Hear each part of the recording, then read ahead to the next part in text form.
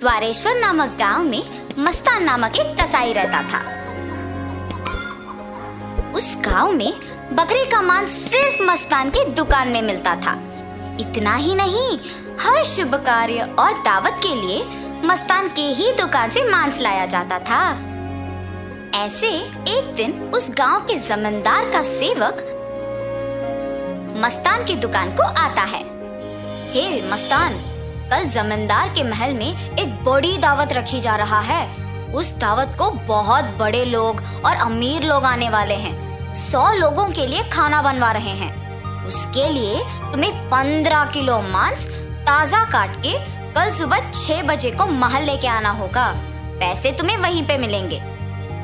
मस्तान सलमान की बात को मान लेता है, लेकिन उसके पास 15 किलो का मांस नहीं होता है। इसीलिए वो बकरी वाले के पास जाता है। रमेश भैया, दरवाजा खटखटाता है। अरे क्या हुआ मस्तान, इस समय पे आए, बात क्या है? जमींदार के घर में दावत के लिए मुझे 15 किलो मांस की जरूरत है। मैंने वचन दिया कि सुबह 6 बजे उनको मांस पहुंचा दूंगा। समय ना होने के कारण मैं अभी तुमसे बकरी खरीदने आया। हाँ, तो ये है बात। ठीक है, 2000 रुपए दे के बकरी ले जाओ। ये क्या भैया, 1000 ही तो है। अब जमींदार के लिए है तो कम से कम 2000 होगा ही ना। अगर तुम्हें नहीं चाहिए तो रहने दो, मैं आराम से सो जाऊंगा। नहीं भैया, मैंने वचन दिया है, अब पीछे नहीं हट सकता।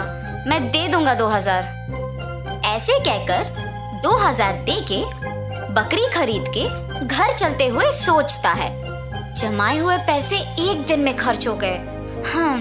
कोई बात नहीं, जमींदार के दावत के लिए मांस पहुंचाने के बाद पैसे मिलेंगे ना। अभी जल्दी से काम शुरू करके सुबह तक पहुंचा देना होगा। ऐसे सोचकर मांस को साफ करके उसके टुकड़े टुकड़े काट के सारी रात मेहनत करके 15 किलो मांस को तैयार रखता है। अगले दिन सुबह दिए हुए वचन के अनुसार 6 बजे को जमींदार के महल पहुंचता है। भैया, मैं सेवक सलमान के लिए आया हूँ। क्या आपको पता है कि वो कहाँ है? ये सुनकर दूसरा सेवक मस्तान को बाहर इंतजार करने के लिए कहता है। वो मस्तान के हाथ से मांस लेते हुए कहता है कि सलमान को भेजेगा और उसे पैसे मिलेंगे। मस्तान भी उस सेवक का बात मानकर बाहर इंतजार करता है, लेकिन सेवक उसके हाथ में मांस को देख सोचता है, इस 15 किलो मांस से अगर मैं 1 किलो ले लूं तो किसको पता चलेगा? किसी को भी नहीं पता चलेगा। ऐसे उस कवर में से 1 केजी मांस को छुपा के बाकी को देने जाता है। सलमान को देख के कहता है, साहब, मस्तान ने यह आपको देने के लिए कहा है। वो पैसों के इंतजार में बाहर खड़ा है। सलमान सेवक के हाथ से मांस लेके सीधा रसोई घर जाता है, ये जान के कि मस्तान बाहर पैसों का इंतजार कर रहा है। बावर्ची के पास जाकर सलमान कहता है, सारे व्यंजन स्वादिष्ट होनी चाहिए, ध्यान से पकाना। ऐसे कहकर चला जाता है। बावर्ची पकाते हुए, इतने मांस से अगर मैं 2 केजी ले लूं तो किसको शक होगा? किसी को भी नहीं होगा। ऐसे सोचकर मांस को छुपा के बाकी को पकाता है। दावत के व्यंजन की तैयारी के लिए जिम्मेदार किशन व्यंजनों का स्वाद चख के कुछ सेवकों की सहायता से उन सभी में से थोड़ा थोड़ा अपने लिए ले लेता है। आए हुए मेहमान सारे दावत की खाना शुरू करते हैं और जल्द ही आपस में बात करना शुरू कर देते हैं। ये क्या, इतना अमीर और सम्मानित आदमी, अच्छा नाम है इनका, मगर खाने में कमी क्यों? हाँ, अगर खाना कम ही पड़ना है तो ऐसी दावत की तैयारी भला क्यों करें? ऐसे सारे लोग खुसफुसाते हैं। ये सब सुन के जमींदार सहन नहीं कर पाते हैं। दावत के खत्म होने के बाद क्रोधित होके सारे लोगों को सभा में बुलाते हैं, खास करके दावत के लिए जिम्मेदार लोगों को, और उनको सवाल करना शुरू करते हैं।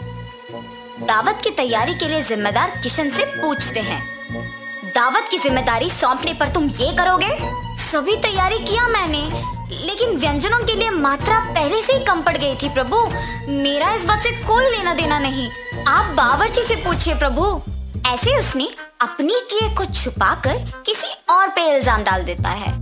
तब बावर्ची छुपाए हुए 2 किलो मांस की बात को छुपा के कहता है कि दावत की सामग्री के लिए जिम्मेदार सलमान के पास इसका जवाब होगा। ऐसे उस बात से छुटकारा पाता है। सलमान भी औरों की तरह मांस के दिए गए 6,000 रुपयों को मस्तान को ना देकर अपने ही पास रख के, ये जानते हुए कि मस्तान पैसों का बाहर इंतजार कर रहा है, जमींदार से ये बात छुपाता है और कसाई मस्तान पे इल्जाम डाल देता है कि उसने मांस कम मात्रा में दी है।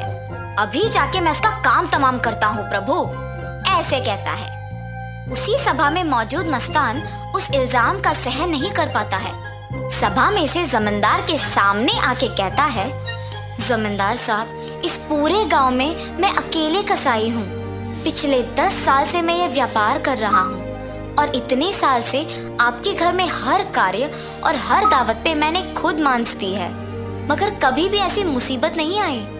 आपके घर में दावत का नाम सुनते ही 1000 की बकरी को 2000 में बेचते हैं। सुबह आके मैंने मांस को पहुंचा दिया और आपके सेवक सलमान ने मुझे मांस के पैसों के लिए सुबह से इंतजार करवाया। सलमान को मांस देने के बहाने से एक और सेवक मेरे हाथ से मांस लिया और मुझे बाहर इंतजार करने के लिए कह दिया और ये भी कहा कि वो सलमान को बुलाएगा। उसके बाद इनमें से कोई भी मेरे पास नहीं आया। कृपया मेरा यकीन कीजिए प्रभु, आप ही की दया से जी रहा हूँ। मस्तान, मुझे तुम्हारे बारे में पता है, तुम फिक्र मत करो। सैनिकों, सलमान के कपड़े खोजो, देखो अगर 6,000 रुपए मिलते हैं। खोजने पर सलमान की जेब में 6,000 रुपए मिलते हैं। ऐसे उन सब में से सलमान पकड़ा जाता है। और इतना ही नहीं, किशन जिन सेवकों की सहायता से सभी व्यंजनों से थोड़ा अपने लिए ले लेता है, उनमें से एक सहायक जमींदार को सच कह देता है। बावर्ची का झूठ बैग में रखे मांस कोई सेवक को मिलने पर बाहर आ जाता है और पहला सेवक जिसने 1 किलो छुपा लिया, उसने डर के मारे अपनी गलती मान ली। तब जमींदार सभी को दंडित करते हैं और मस्तान को उसके पैसे 6,000 दे देते हैं और ये भी कहते हैं कि वो मस्तान के लिए हमेशा रहेंगे। तो इस कहानी का नैतिक क्या है? गलती का सजा मिलेगी ही मिलेगी, इसीलिए ईमानदारी से जीना ही अच्छा है।